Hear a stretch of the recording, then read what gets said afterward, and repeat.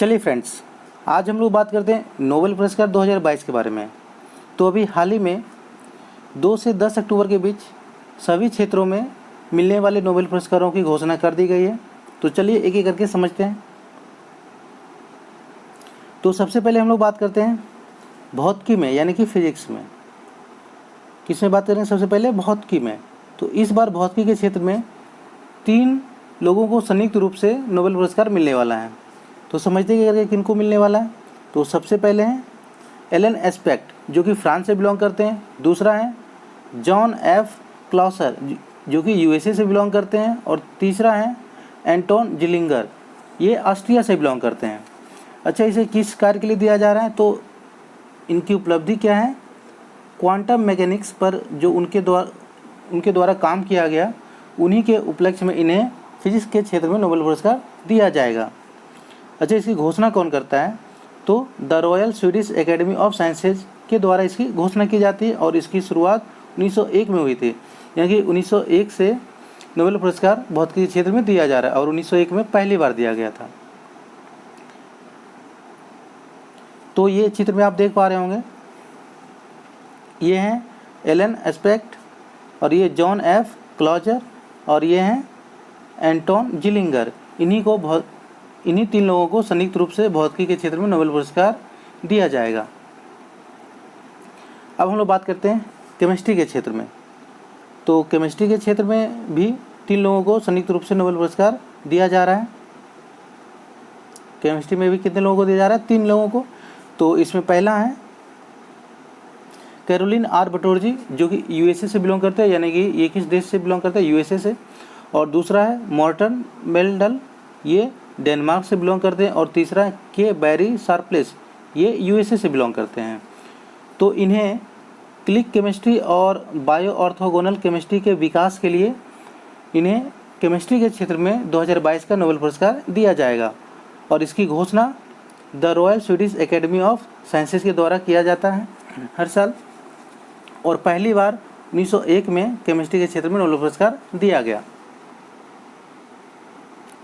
तो यहाँ पे आप चित्र में देख पा रहे होंगे, ये हैं कैरोलिन आर बर्टोजी और ये मॉर्टेन मेल्डल और ये हैं के बैरी शार्प्लेस। तो इन्हीं तीनों को केमिस्ट्री के क्षेत्र में 2022 का नोबेल पुरस्कार दिया जाएगा। अब हम लोग बात करते हैं फिजियोलॉजी, यानी मेडिसिन, या कह सकते हैं चिकित्सा के क्षेत्र में। तो इस बार चिकित्सा के क्षेत्र में केवल एक ही व्यक्ति को नोबेल पुरस्कार दिया जा रहा है इस बार। और वो कौन है? तो वो है स्वाते पावो। कौन है? स्वांते पावो, जो कि स्वीडन के आनुवंशिकीविद हैं। और इन्हें विलुप्त होमिनिन और मानव विकास के जीनोम से संबंधित जो इनकी खोज है, इस कार्य के लिए इन्हें चिकित्सा के क्षेत्र में नोबेल पुरस्कार दिया जाएगा। और इसकी घोषणा, यानी कि चिकित्सा के क्षेत्र में नोबेल पुरस्कार की घोषणा किसके द्वारा की जाती है? तो the Nobel Assembly at Karolinska Institute, इसी के द्वारा मेडिसिन यानी कि चिकित्सा के क्षेत्र में नोबेल पुरस्कार की घोषणा की जाती है। और चिकित्सा के क्षेत्र में 1901 से नोबेल पुरस्कार दिया जा रहा है, यानी कि पहली बार 1901 में दिया गया। तो यहाँ पे आप चित्र में देख पा रहे हैं शांते पावो जी को।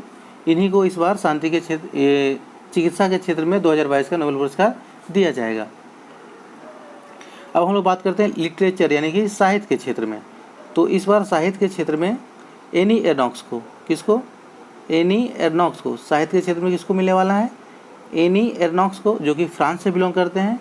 इन्हें अपने लेखन में साहस व तटस्थता के साथ व्यक्तिगत स्मृति की जड़ों और व्यवस्थाओं और सामूहिक प्रतिबंधों को उजागर करने के लिए जो है इन्हें नोबेल पुरस्कार दिया जाएगा साहित्य के क्षेत्र में।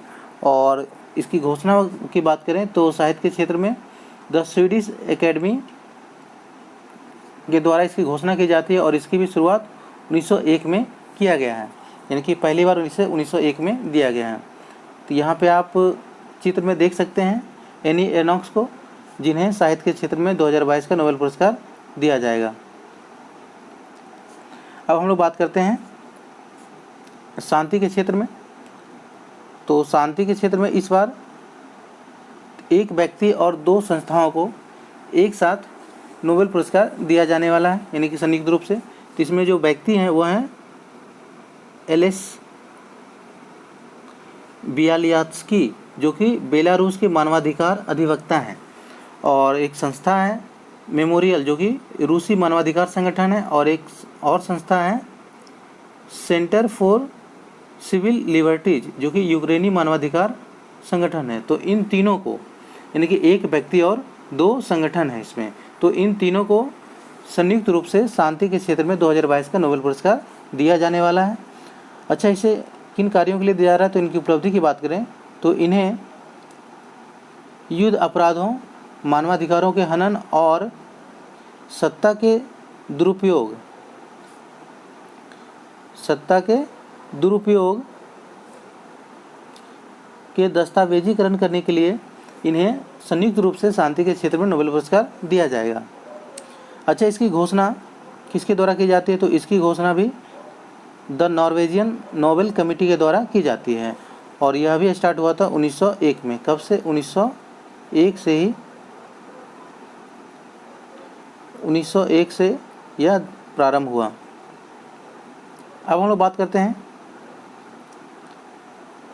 तो यहाँ पे आप चित्र में देख लीजिए। पहले चित्र में आप देख पा रहे हैं एलेस बियालियात्स्की, इन्हीं को अभी शांति के क्षेत्र में नोबेल पुरस्कार 2022 दिया जाएगा। और 2 संस्था आप देख पा रहे हैं, एक मेमोरियल जो कि रूसी मानवाधिकार संगठन है, और एक संस्था आप देख पा रहे हैं यहाँ पे सेंटर फॉर सिविल लिबर्टी, जो कि यूक्रेनी मानवाधिकार संगठन है। तो इन्हीं तीनों को शांति के क्षेत्र में 2022 का नोबेल पुरस्कार प्रदान किया जाएगा।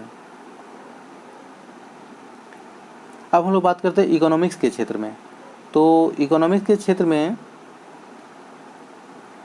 जो नोबेल पुरस्कार मिलने वाला है वह 3 व्यक्तियों को संयुक्त रूप से मिलने वाला है। इसमें जो पहला व्यक्ति है वो है वेन एस वर्नानके, जो कि यूएसए से बिलोंग करते हैं, और दूसरा व्यक्ति है डगलस डायमंड, ये भी यूएसए से बिलोंग करते हैं, और तीसरा है फिलिप एच डेविंग, ये भी यूएसए से बिलोंग करते हैं।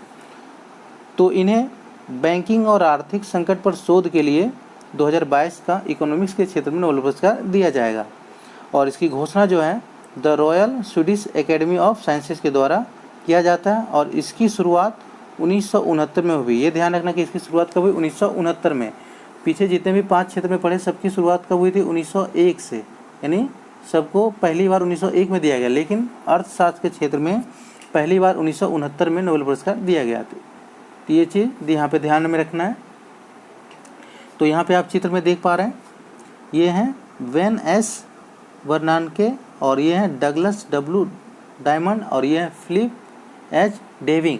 इन्हीं को संयुक्त रूप से इकोनॉमिक्स के क्षेत्र में 2022 का नोबेल पुरस्कार प्रदान किया जाएगा। अब हम लोग समझ लेते हैं नोबेल पुरस्कार से जुड़ी कुछ तथ्यों के बारे में।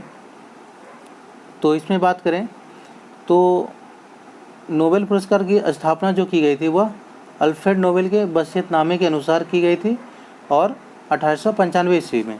तो स्थापना तो कर दी गई थी 1895 ईस्वी में, लेकिन पुरस्कार देना प्रारंभ हुआ था 1901 में। कब से? 1901 में। और अभी वर्तमान में 6 क्षेत्रों में नोबेल पुरस्कार दिया जाता है, लेकिन जिस समय नोबेल पुरस्कार की स्थापना की गई थी उस समय केवल 5 क्षेत्र में ही दिया जाता था। उस समय अर्थशास्त्र के क्षेत्र में नहीं दिया जाता, और उससे सभी क्षेत्र में दिया जाता था। तो अभी वर्तमान में बात करें कि किस किन क्षेत्रों में नोबेल पुरस्कार दिया जाता है, तो अभी वर्तमान में दिया जाता है भौतिकी में, रसायन विज्ञान में, चिकित्सा में, साहित्य में, शांति में, और शांति के क्षेत्र में, और अर्थशास्त्र के क्षेत्र में। तो जिस समय स्थापना हुई थी तो उस समय अर्थशास्त्र के क्षेत्र को छोड़कर सभी क्षेत्रों में, यानी कि इन 5 क्षेत्रों में नोबेल पुरस्कार दिया जाता था। अब यह जो नोबेल पुरस्कार की घोषणा की जाती है वह कुल 4 कमेटी के द्वारा, नहीं कि 4 समिति के द्वारा किया जाता है, जिसमें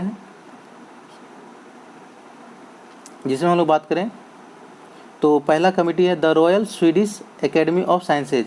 यह भौतिकी, रसायन विज्ञान और अर्थशास्त्र के क्षेत्र में नोबेल पुरस्कार की घोषणा करता है और प्रदान करता है। और इसी तरह दूसरी जो समिति है वह है the Nobel Assembly at Karolinska Institute. यह चिकित्सा के क्षेत्र में नोबेल पुरस्कार की घोषणा करता है। और तीसरा जो कमेटी है द नॉर्वेजियन नोबेल कमेटी, यह शांति के क्षेत्र में नोबेल पुरस्कार की घोषणा करता है। और चौथा जो है वह क्या है? द स्वीडिश एकेडमी, यह साहित्य के क्षेत्र में नोबेल पुरस्कार की घोषणा करता है। तो आगे इसके बारे में समझें तो यहाँ पे एक चीज़ और ध्यान देना है कि जो अर्थशास्त्र में नोबेल पुरस्कार की स्थापना की गई वह 1968 में की गई, लेकिन शेष सभी जो 5 क्षेत्र थे जैसे कि भौतिकी, रसायन, चिकित्सा, शांति, साहित्य, तो इन सभी में नोबेल पुरस्कार की स्थापना 1895 में की गई, लेकिन अर्थशास्त्र में नोबेल पुरस्कार की स्थापना 1968 में की गई। और किसके द्वारा? तो स्वीडन का एक केंद्रीय बैंक है स्वेरिज रिस्क बैंक, इसी के द्वारा इसकी स्थापना की गई। लेकिन पहली बार जब अर्थशास्त्र के क्षेत्र में नोबेल पुरस्कार दिया गया 1969 से, कब से? 1969 से। और यहाँ पे एक चीज़ और ध्यान रखना है कि शांति के क्षेत्र को छोड़कर जितने भी क्षेत्र 5 क्षेत्र हैं उन सभी में जो नोबेल पुरस्कार दिया जाता है वह स्वीडन की राजधानी स्टॉकहोम में दिया जाता है। लेकिन शांति के क्षेत्र में जो नोबेल पुरस्कार दिया जाता है वह नॉर्वे की राजधानी ओस्लो में दिया जाता है। कहाँ पे? नॉर्वे की राजधानी ओस्लो में। और यहाँ पे एक चीज़ और ध्यान रखना है कि नोबेल पुरस्कार जो है हर साल 10 दिसंबर को दिया जाता है। तो नोबेल पुरस्कार हर साल 10 दिसंबर को ही क्यों दिया जाता है? क्योंकि 10 दिसंबर को ही अल्फ्रेड नोबेल, जो कि जिनके वसीयत नामे के अनुसार नोबेल पुरस्कार दिया जाता है, उनका पुण्यतिथि है। तो बात करें यहाँ पे अल्फ्रेड नोबेल की, तो अल्फ्रेड नोबेल एक स्वीडिश रसायनज्ञ थे, साथ ही साथ इंजीनियर थे और आविष्कारक और व्यापारी भी थे। इन्होंने ही डायनामाइट का आविष्कार किया था और इनका जन्म 21 अक्टूबर 1833 ईस्वी को हुआ था और इनकी मृत्यु 10 दिसंबर 1896 को हो गई। और इनकी मृत्यु 10 दिसंबर को हुई थी, इसीलिए हर साल 10 दिसंबर को ही नोबेल पुरस्कार प्रदान किया जाता है। तो उम्मीद करते हैं दोस्तों ये वीडियो में जो आज हम लोग नोबेल पुरस्कार की चर्चा की आप लोग को समझ में आया होगा। और ये एग्ज़ाम के पॉइंट ऑफ व्यू से काफ़ी महत्वपूर्ण हो जाते हैं, क्योंकि अभी करंट में कोई भी एग्ज़ाम क्यों ना, तो उसमें करंट अफेयर के रूप में नोबेल पुरस्कार से एक ना एक क्वेश्चन तो डाल ही देता है। तो इन चीज़ों को आप ध्यान में रखेंगे कि किन किन क्षेत्रों में किन किन लोगों को नोबेल पुरस्कार दिया गया है और वो किस देश से बिलोंग करते हैं, ये भी क्वेश्चन में पूछा जाता है। तो इन सभी चीज़ों को ध्यान में रखेंगे। तो जल्द ही मिलते किसी अगले वीडियो में। जय हिंद।